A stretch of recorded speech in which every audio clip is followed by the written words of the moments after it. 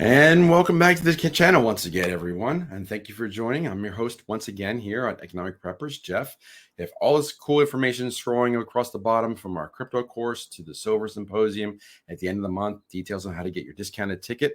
And then remember, you're going to get a free ounce of silver when you get there. So that pays for about a third of your ticket. So you're basically attending the conference. Instead of $99, the discount gets you $89. And then you get one of these for another $29, $30 off. So you're basically attending the conference for only $60. So, all right.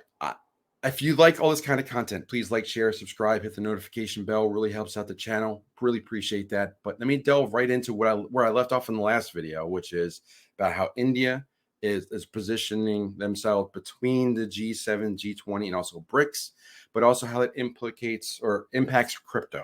So let me share my screen once again. And there's a good Twitter thread that I commented on, and there we go. There's my Twitter feed right there. I probably should rename myself and put that in the comments, but I'll do that shortly. In any event, please give me a follow on Twitter. There's my name. Hopefully you spell it right and get that out. And I got that cool Bitcoin in the middle, which is my middle initial. So I did that just for fun. But here's the thread. So Kier Rohit, or Crypto King Kier, made this thread, and let's open here. Here's the whole thread, and I'm going to go through it bit by bit to explain what's going on. And here's what President Modi of India, or Prime Minister Modi, is announcing or wants to do at the G20. Now, let me mention this one more. I mentioned this in the other thread, but there's a G20 summit that happens in New Delhi, in India, and I believe that Modi is the president of the G20 this year. So he'll be presiding over it. So this starts in about a week and a half. September 9th and 10th in New Delhi. And he's going to talk about cryptocurrency and what he believes should be the way that regulation goes for crypto. So here's the thread. And so the key takeaway is that the Indian Prime Minister Modi calls for a global framework to regulate crypto. He believes in a unified approach that goes beyond individual country borders. He's embracing technology. The Prime Minister Modi recognizes the fast pace of technological advancements. He emphasizes the importance of adopting and harmonizing these changes rather than ignoring or resisting them. He wants a unified approach. Instead of every country or group formulating their own crypto regulations, as they've done in Europe, as they're trying to do with the SEC, all other stuff, and everything that's done in Asia and other countries, PM Modi advocates for a consensus-based global model.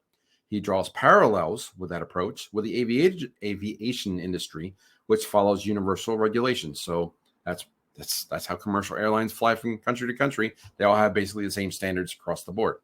So from a global perspective, Prime Minister Modi points out that regulations should consider the concerns of the global south and emerging markets. That's basically your BRICS nations, and also Latin America, Indonesia, Africa, Asia, those kinds of countries, not just your G7 countries.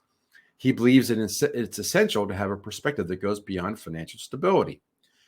G20's role. Under India's leadership at the G20, the discussion around crypto, so that's going to be on the agenda, expanded to understand its impact on emerging markets and economies. The G20 reached a consensus on crypto regulations, offering guidance to standard-setting bodies. India's contribution. During its G20 presidency, India hosted several seminars and discussions on crypto, so apparently they've been meeting all year long. These discussions provided deeper insights into the crypto world, fostering a better understanding of the asset class. In summary, Prime Minister Modi sees the rapid growth of technology, including crypto, as inevitable. Instead of resisting or ignoring these changes, he believes in a collaborative global approach to regulation. And my response to all this was, it's a perfect position taken by Prime Minister Modi in India. India is both a leader in the G20 and a founding member of BRICS. This is the way you get, it's going to be Bitcoin and crypto regulations. So let me drop out of here, just talk about this briefly. And everybody's wondering about, the G7, the G20, the BRICS nations, Jackson Hole, how it's going to impact precious metals and crypto.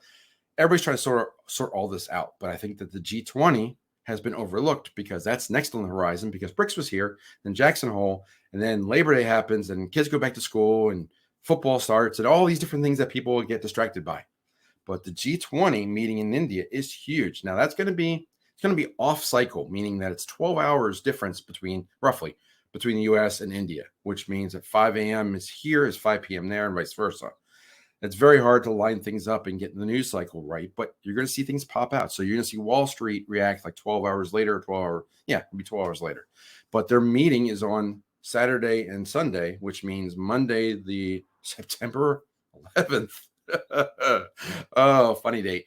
That should be an interesting one. So that will be very interesting. That just dawned on me. Okay, interesting. Well, in any event, I like the approach by Modi because Modi is walking a fine line between the G20 and BRICS. BRICS is basically the new kids on the block. They know that things are coming. They control a lot. Like, I know it's a younger organization, but much like Bitcoin is younger than the gold, right? Gold's been around for a while, just like the G20's been around for a while.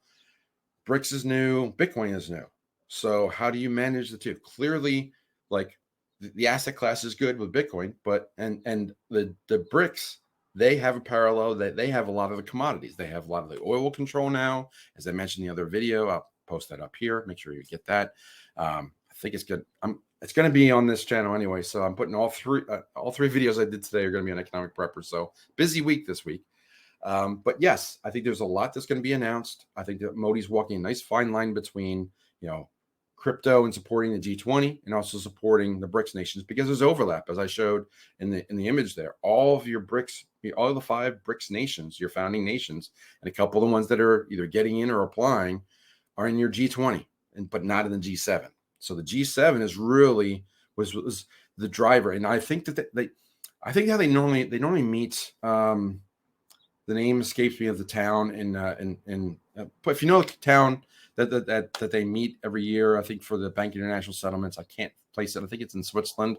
Put it in the comments, hashtag it, put in the comments. I'd love to remember what it is, but sometimes I forget, and you guys can remind me. But they meet there, and they meet in like chambered rooms, meaning that the center chamber is where the G7 is. Then outside that room is the G20, and then on the outside is everybody else. So they're literally on the outside looking in, not being able to have the conversation. But now things are getting reversed, because now the G20, thanks to BRICS, is now enacting a lot of influence over the G7, because the G20 has all the resources. They have, as I mentioned in the other story, they've got mining, they've got oil, they've got all these natural resources, whereas the G7 owns the financial system.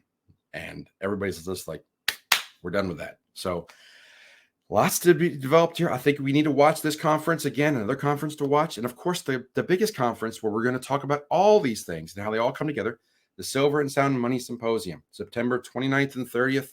Details on how to get your discounted ticket are in the description below. You also get an ounce of silver. It pays for itself and then some. And you get to meet the economic preppers and plenty of other influencers and other people in the silver and influencer industry on YouTube. So come on out in Las Vegas, and hope to see you there. But with all that said, I look forward to reading all your comments. And again, thank you for spending the time with me. And I know your time is valuable, and hopefully you got something out of this. I appreciate it. I read every comment. I really appreciate every like, share, and subscribe. And I look forward to seeing you in Las Vegas. So until then, I'll see you in the next video. Take care.